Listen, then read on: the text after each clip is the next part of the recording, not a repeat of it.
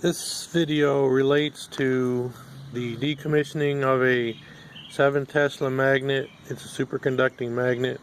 It has 89 amps that is currently flowing in its superconducting coil. So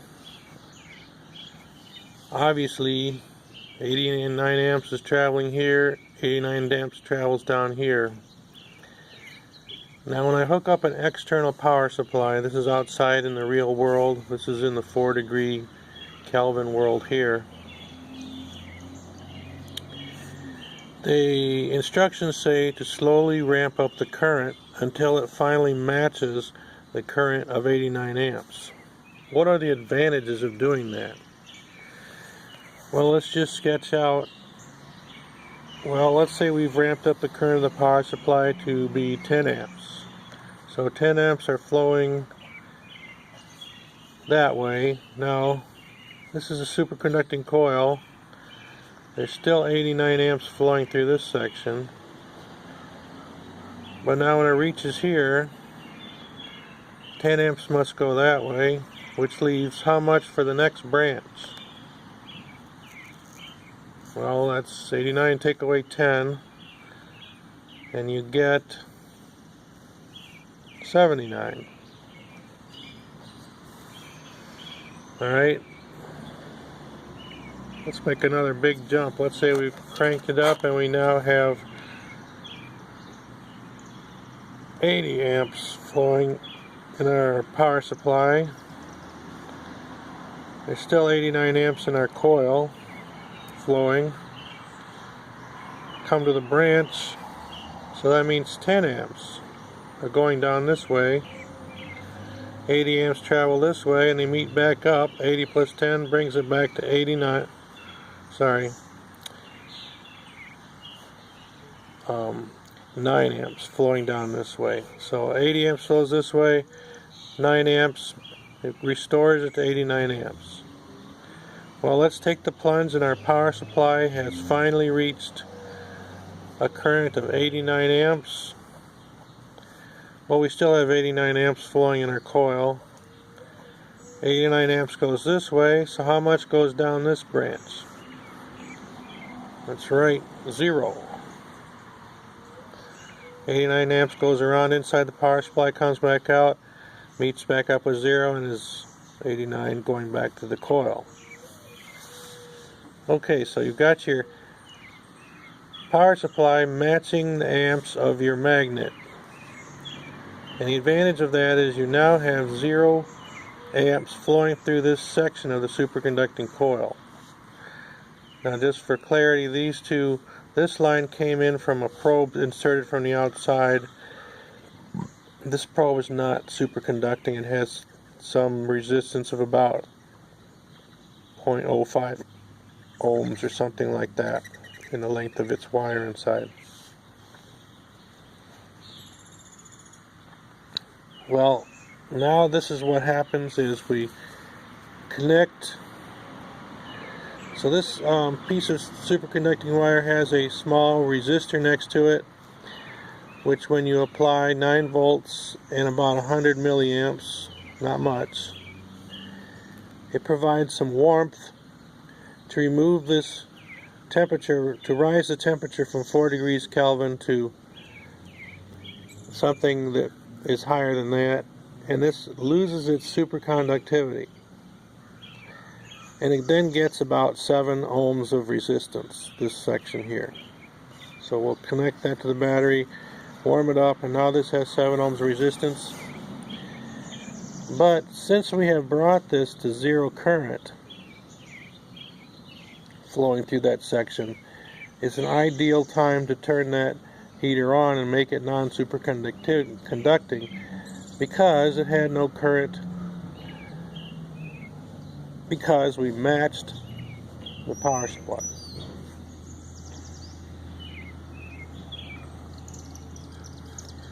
Now, if we are now to, let's say our goal is to reduce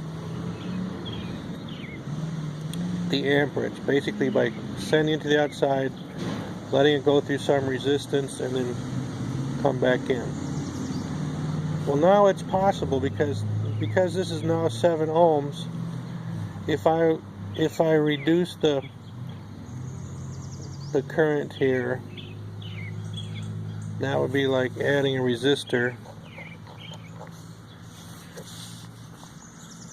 This would go through there,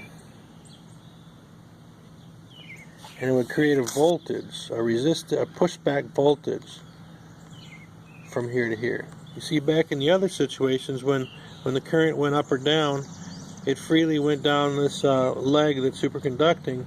Never was there a buildup or a pushback of voltage on that coil current. But now, because this has a resistance, I can draw it as a resistor now.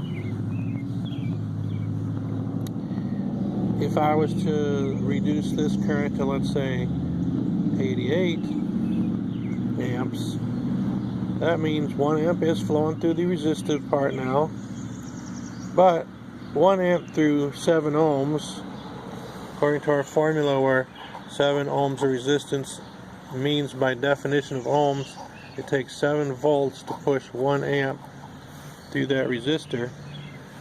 Well, that means that we have a pushback, or it has to push with the force of 7 volts to get that 1 amp now to flow through that little leg that's no longer superconducting.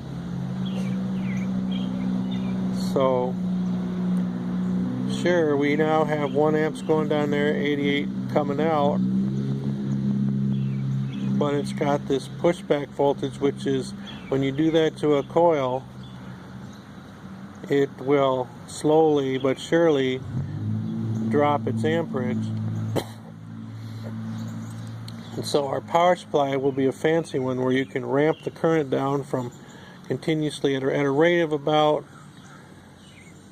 1 amp per minute.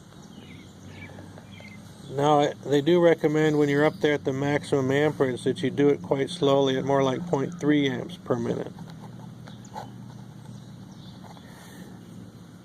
So you slowly ramp it down, and the energy is burned up inside the power supply. Or you could think of the power supply now as just a resistor, maybe 0.03 ohms or something.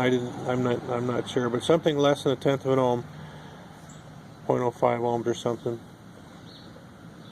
So sure, the current's racing through there, and only a wee bit is given off as heat.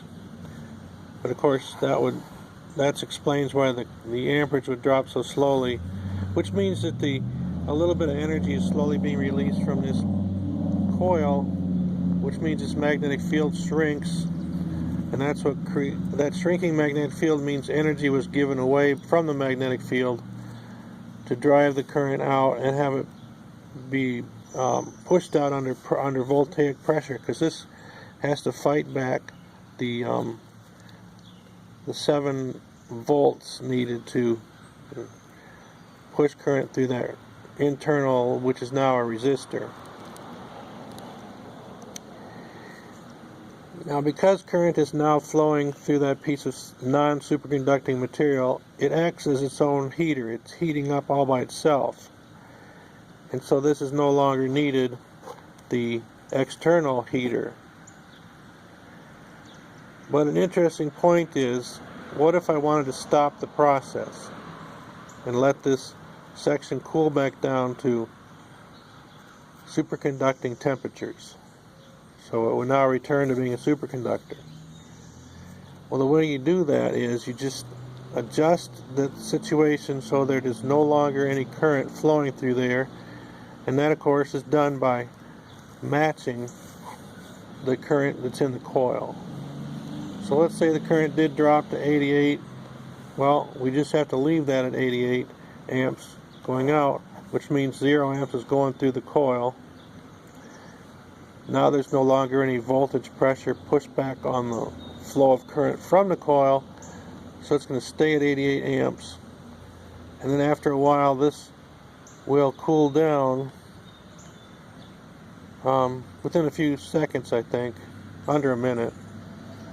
And you can then start rapidly ramping down this current, maybe 88, 87, 86, at the rate of about 6 amps they recommend in the manual. You can ramp it down at 6 amps per minute. Again, the professional manual, the professional way to do it is to not have a shock to the system. So ramp it down, and once it's 0, you can pull the probes out, and now your current is forever trapped in your superconducting loop. So that's the value of matching the magnet's current with your external power supply in the decommissioning or commissioning of a superconducting magnet. Thank you for listening.